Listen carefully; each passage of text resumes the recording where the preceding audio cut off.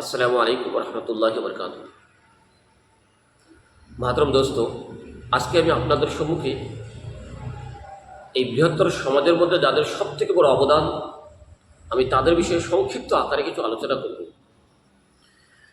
যেই ব্যস্ততার দুনিয়ায় বৃহত্তর সমাজের মধ্যে সবথেকে যাদের অবদান, সে হচ্ছে বাবা এবং মা।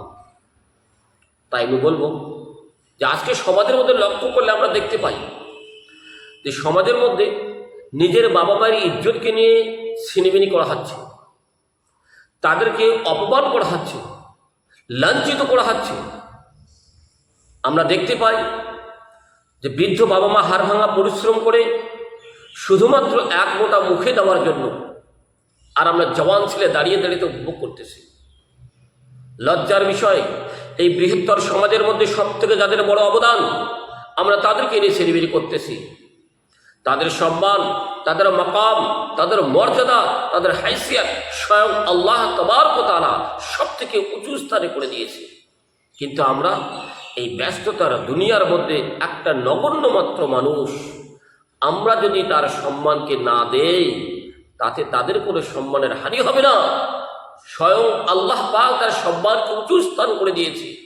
সেখানে আমাদেরকে আজকে আমরা ব্যস্ততার দুনিয়ার মধ্যে অনেক কিছু কাজ করি।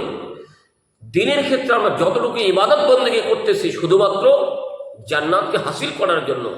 একটা কথা মনে রাখবো, যে বিশ্ব জগৎকে আমরা দেখতেছি, যে বিশ্ব জগতের মধ্যে আমরা মেহনত করতেছি, যে নিজের সারা জীবনের মেহনত করার পরে তার অর্থ দিয়ে যদি আমি জান্নাতের একটা ইট কিনতে চাই, তো আমার দ্বারা সম্ভব হবে না। কিন্তু স্বয়ং আল্লাহ তাবারক ওয়া তাআলা সেই জান্নাতকে আমার মায়ের পায়ের নিচে আল্লাহ পাক রেখেছেন। তাহলে একবার চিন্তা করে দেখি, যার পায়ের নিচে জান্নাত থাকবে সে কত বড় সম্মানের অধিকারী হতে পারে। এই জন্য আজিজ দোস্ত, যারা দুনিয়ার মধ্যে নিজের বাবা মায়ের ইজ্জত আবরু নিয়ে ছিনিমিনি করবে, যারা দুনিয়াতে নিজের বাবা মাকে অপমান করবে, তাদের সেবা সত্য করবে না, দুনিয়াতে তারা কোনোদিন শান্তি হাসিল হবে না। আখিরাতে তো আছেই, আখিরাতে কষ্ট অনুভব করতে হবে।